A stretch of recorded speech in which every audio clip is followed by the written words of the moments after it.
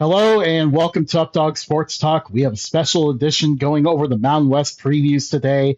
At Updog Sports Talk, we deliver honest, fan-focused coverage that spotlights the teams, athletes, and communities that are often overlooked by mainstream sports media because your team has a story worth telling. So we are going to be going over the Mountain West today. We're going to be going team by team. With each team, we'll be going over what we're most excited about with that team, what the biggest concern is with that team, what will keep their fans up at night this offseason as we head into the season, and then also what success looks like. It'll be a lot of fun. This won't be super in-depth. I know for us, like a more in-depth preview, you can head over to our Substack at Updog Sports Talk over there. We have more deeper previews of each of these teams. But that being said, that's enough talking from me. We are joined by a special guest, Omar, the Burger Popper, the Cornacchia Bowls. He's a writer for Redshirt Sports. He's a writer for As for Football. He does a lot of other things. Welcome, Omar. Thank you, Justin. I appreciate it. It's always a pleasure to talk to you, whether it's football or even just like talking just life in general. I'm just glad to be here in the preseason. I'm glad we're able to do this now because I'm away for work. Don't have family obligations like in person at least. I still talk to my family while I'm away at work, but I'm just enjoying just soaking in and cramming for the start of the season, which is less than a month from now. Yeah, we are almost there. When it comes to FCS, week 0 is less than a month away. That will start in August 27th. So very exciting stuff. Now, this next team, this is another one that's really exciting. I think we're both very excited about this one. The New Mexico Lobos, a breakout season of all breakout seasons last year. Probably should have made the Mountain West Championship, to be honest. They were the hottest team at the end of the year. I was kind of disappointed they didn't get that. And they body bagged UCLA. They nearly beat the unbeatable when it comes to bowl games in Minnesota. So what are we looking at here for the Lobos? What excites you the most about this team? Oh man, like I can go a number of directions. Whether it be the offense and passing game, because Jack Lane got some weapons in the portal. I'm not going to go there, but he got some weapons in the portal. But I'm going to say the defense like really excites me. I mean, you have the great linebacking core headlined by Jackson Eck, and then of course like the guy that fascinates me the most in doing my research was Will Hicks, first team All Coastal Athletic Association corner at Hampton. Really good ball hawk, really really great coverage corner. So they got like if there's one thing that Jason Eck knows how to do, it's he has a good eye for talent. Basically, from what I've seen, like he knows which FCS talent translates well, excuse me, to the Mountain West, and this defense especially too. Like this defense, like teams are gonna have a hard time against this defense on both fronts, in the run game, in the pass game too. I'm really excited about Hicks, so. And of course, like it's a double-sided coin. I would like a guy like Hicks to stay at a school like Hampton, but also too, I think that there's a good selling point with especially with how few group of 6 players were selected in the draft. New Mexico had one of them, so that's like and he was a defender too. I think Keyshawn James Newby, like I think Jason X is going to continue to have just this pipeline of FCS defensive talent pouring into New Mexico. But this year, yeah, like this defense, it's going to be scary. Yeah, his eye for talent is just absolutely remarkable. And the way he managed to pull this team together last year, and really even in Idaho, like he had to kind of remake his roster every year because people would try to pluck some of his best players away. That's a difference from this year. This year, they lost maybe a couple guys, but for the most part, a lot of this core stuck with New Mexico out of the portal. They they changed their defense in 1 year from the worst in FBS to a tough physical defense that nobody looked forward to playing. Now in year 2, we're going to see that unit take another step forward. But I'll go ahead and jump to the offense. I think the running game is going to be really exciting as well. They went 4 deep at running back last year, and then most of the other backs didn't really get to play a whole lot because you just couldn't keep Bankston off the field. they still got two really good backs on this team that are going to be a lot of fun to watch. Like, and just Jason Eck in general, he's an electric human being. I'm very excited for New Mexico. Like, an elite team in this conference. So what is your if they don't make the Mountain West Championship, like what do you think is going to be the issue that keeps them out?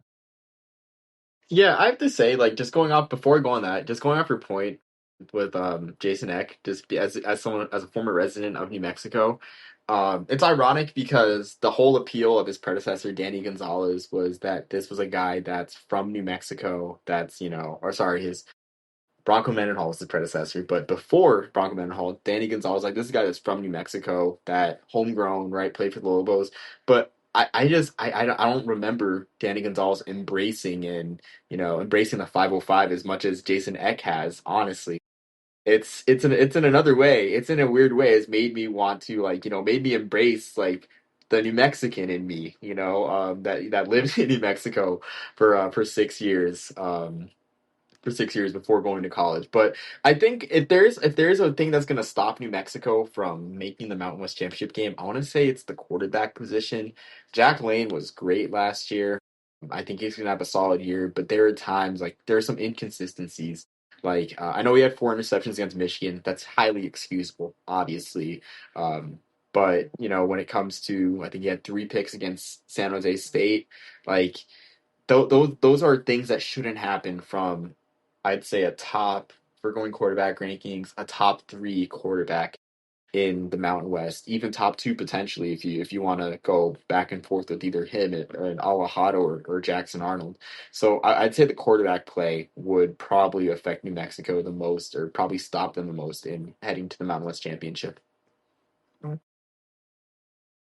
Yeah, absolutely. I think he needs to be a top level quarterback in order for New Mexico to win the Mountain West Championship. They can be good with him being serviceable, but to reach that championship level, they definitely need him to be playing at a very high level. I think also just really handling being the hunted now. Last year, New Mexico kind of snuck up on people. They were the hunters a little bit. I don't think they even got a whole lot of respect until they beat San Diego State in the finale. So now we're entering this year. Everyone knows about this team. How do they handle that will be a very good test. And then this is an interesting question because I mean this used to be like get to a bowl game and we're happy. What does success look like for New Mexico in 2026? I'm gonna say it's a similar thing to Hawaii, where it's if they make a good bowl game, I'd say if they make a good bowl game this year, like we'll say like 8-9 win range. I'm trying to think of the schedule. If they beat UNLV, if they beat some of these contenders, beat UNLV, beat North Dakota State, which North Dakota State, that game could potentially be a play-in for the Mountain West Championship game. But I'm hesitant to say that anything other than 8-4 with a solid bowl against maybe a Power 4 team, maybe a upper echelon team from the American or Sun Belt. Um, just because this is a program that's fresh off a 8-year bowl drought. I mean, like Yeah. I'm just like I know it's tough to say like last year was just so amazing and magical, but like I just think success also just looks like an 8-win season and a bowl game. Honestly, that's a tough one though, Justin. Like I'm not gonna lie, like I'm tempted to say, this team is all in on the Mountain West. Yeah, it's a two-parter here, really, because, like you said, like an eight-win season in a nutshell is a huge success for New Mexico football. They remain with all this momentum. Albuquerque will be really excited about this team once again with an eight-win season. So I think you look at that and go, yeah, this is great. But at the same time, I don't like to talk about like the future a whole lot, make speculation, but I mean, Jason X is a really hot name out there. And he's from Wisconsin. Wisconsin's got a coach in the hot seat. And all of that. Like, you know, we don't know how long Jason Eck is going to be here. I think he's going to stick around until there is something like a Wisconsin to jump to. But you're running low on time. If you're going to win the Mountain West Championship, this might have to be the year to do it.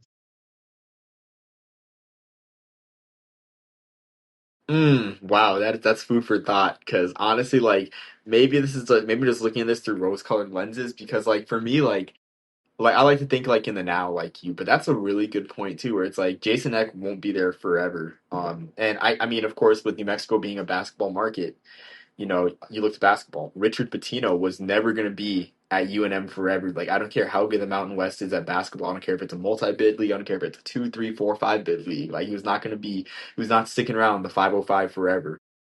I don't care how nice the hot air balloons are in October. Just wasn't going to happen. So that's that's a great point that a lot of these programs are on borrowed time. I do want to say that I feel like the only coach that is there for the long run, I guess since we're like kind of talking about the only coaches that I feel like are there for the long run in this conference are I'd say three. Jay Sovell from Wyoming. I'd say Timmy Chang as well, just for obvious reasons. And then Kenya Matalolo, it's probably retirement job, and Troy Calhoun. So four. Everyone else I'd say is like on borrowed time, hopping to the next spot. So that's a great point I just didn't think of. Yeah, absolutely. Yeah, so that's kind of the interesting part. But again, if they win 8 games, I think everyone's still happy with that. So it really just depends on like how you want to approach that question. It's an interesting one with that team. But now this is one team that everyone has been very much looking forward to